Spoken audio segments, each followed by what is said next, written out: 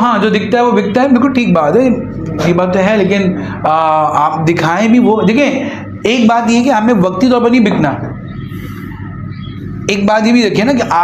आपने बहुत एग्जेजरेट किया, आपको रख लिया गया, लेकिन जब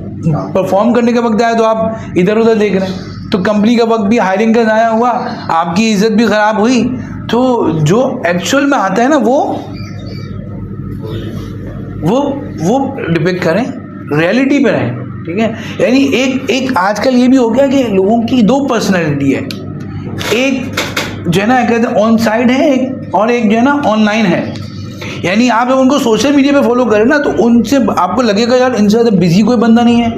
इनसे बड़ा काबिल कोई बंदा नहीं है, और आप अकेले मिलेंगे तो बोलेंगे यार क्या करते हो, यार वो आजकल तो फारिग हो यार, कोई जॉब ही नहीं है। तो यार वो जो इतनी जगहों पे तुम फिर रहे थे, वो तो यार किसी के डिनर पे चला गया, किसी की शादी पे चला गया, कोई कॉन्फ्रेंस में चला गया,